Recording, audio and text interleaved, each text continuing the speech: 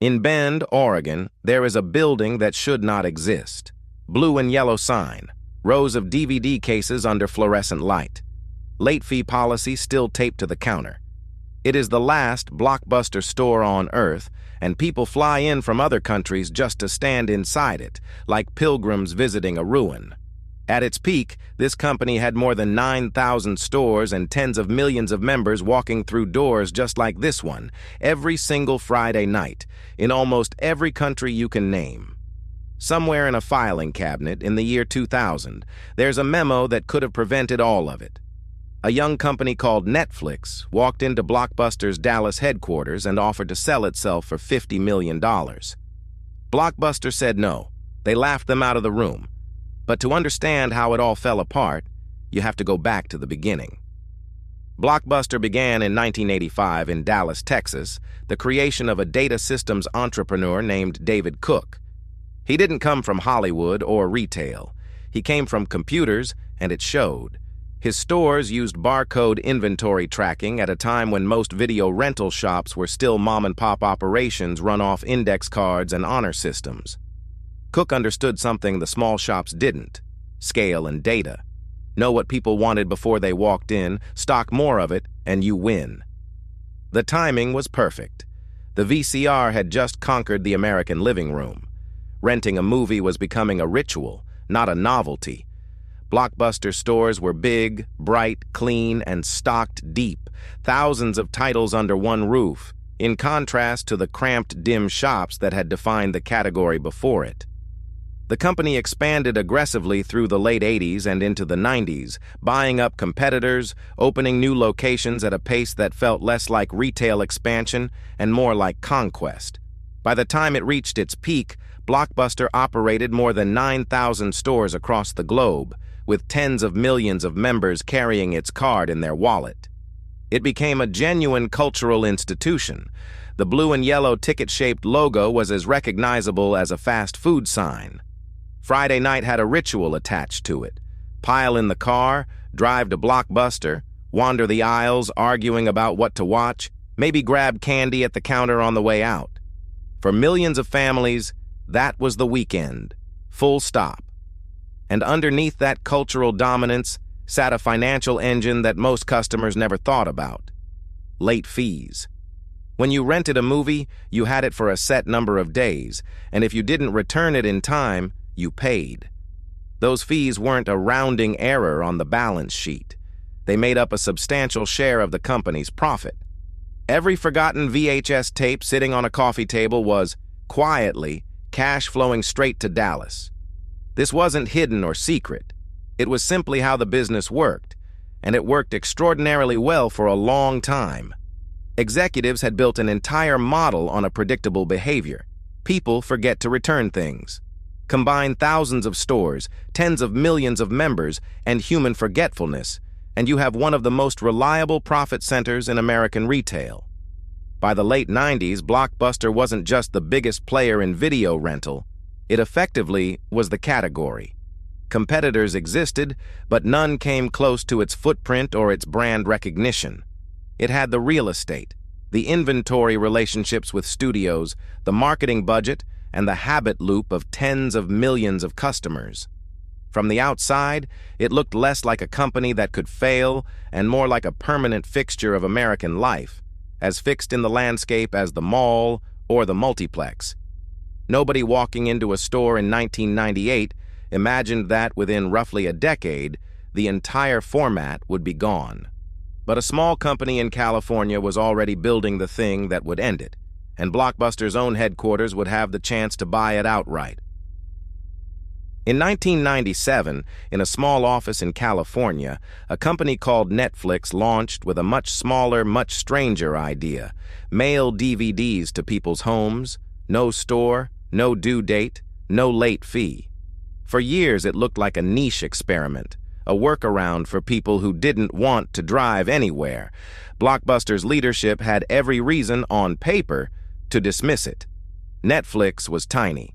Blockbuster had thousands of physical locations, immense brand loyalty, and a business model that was still generating enormous profit. Then, in 2000, Netflix's founders came to Dallas and offered to sell the company to Blockbuster for $50 million.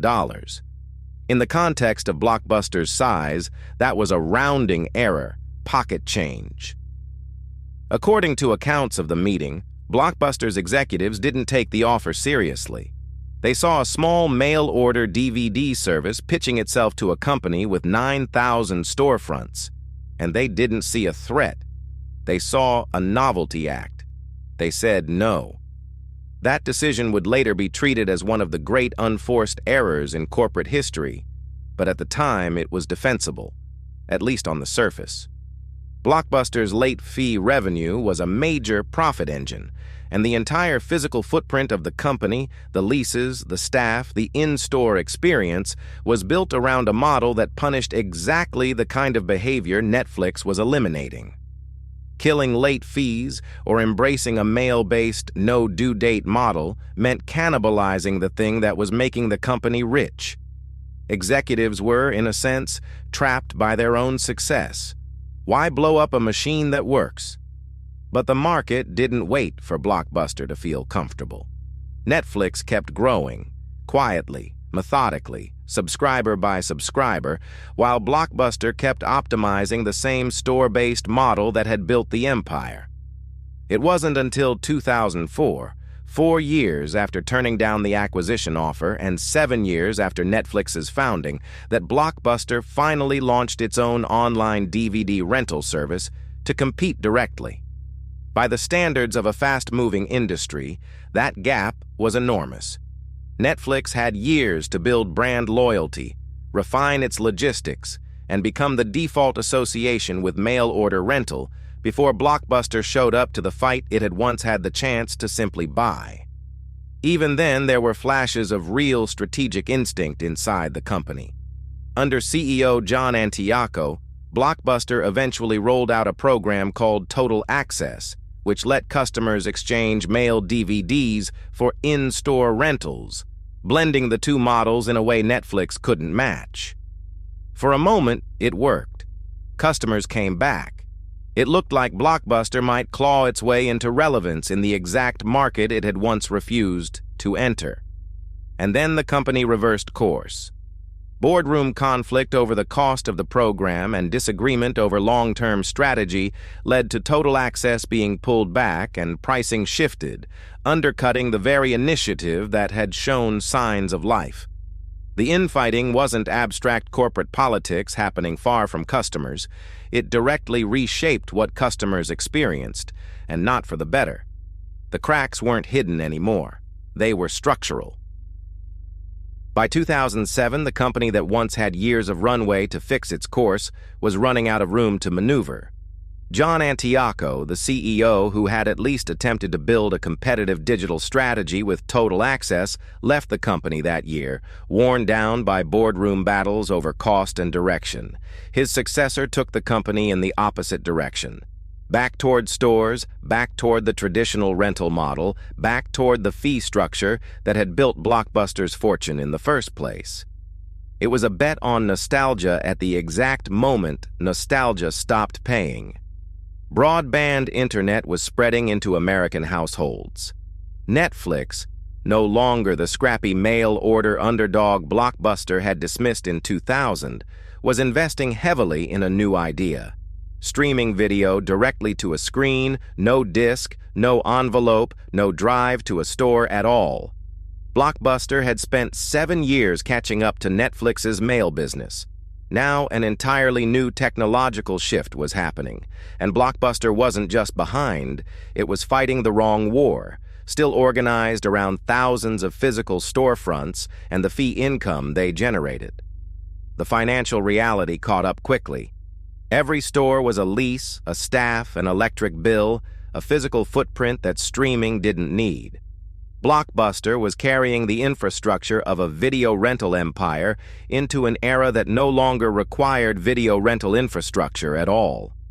Revenue that once flowed from late fees and shelf browsing began drying up as customers simply stopped needing to leave their homes, or even wait for a mailed disc to watch something. The debt that had financed years of store expansion and competing initiatives didn't disappear just because the business model underneath it did. By 2010, Blockbuster was carrying close to $1 billion of debt, an amount that had once been manageable against 9,000 stores worth of cash flow and was now catastrophic against a shrinking customer base and a business model the market had moved past. On September 23, 2010, Blockbuster filed for Chapter 11 bankruptcy. The number that told the whole story sat right next to Blockbuster's collapse. By that point, Netflix had grown to around 20 million subscribers. The company Blockbuster had once been offered for $50 million and turned away without a second thought was now roughly the size, in customer terms, that Blockbuster itself had once been at its cultural peak. The math wasn't subtle. $50 million had become, in effect, one of the most expensive missed decisions in modern business history, not because the number itself was staggering, but because of what saying no to it ended up costing. Stores closed by the hundreds, then the thousands. Employees who had spent careers behind rental counters lost their jobs as locations shuttered across the country and around the world. The blue and yellow signs that had defined Friday nights for 2 generations came down one by one, city by city, until there were only a handful left, and then, eventually, just one. What was left of Blockbuster didn't disappear all at once. Stores closed in waves over the following years, the brand licensed out, franchise locations flickering on and off across the country as ownership changed hands. The corporate structure that once managed 9,000 locations worldwide effectively dissolved, and the assets, the name, the memory of it, scattered. John Antioco, the executive most remembered for the Netflix decision, had already left years before the bankruptcy filing, and history has been unkind to him in hindsight, even though the choice made a certain financial sense at the time it was made. That's often how these stories work. The people in the room rarely look like villains to themselves. They look like people protecting a profitable business from a distraction. It's only with distance that the distraction turns out to have been the future. Today, almost none of it remains. One store in Bend, Oregon, still opens its doors, kept alive not by a functioning rental economy, but by nostalgia, by tourists and locals who want to stand inside a piece of a childhood that no longer exists anywhere else on the planet. It has become less a business and more a museum exhibit that happens to still rent you a movie if you ask. The lesson underneath the Blockbuster story isn't really about Netflix or streaming, or even about the $50 million, tempting as it is to reduce it to that one moment in a Dallas conference room.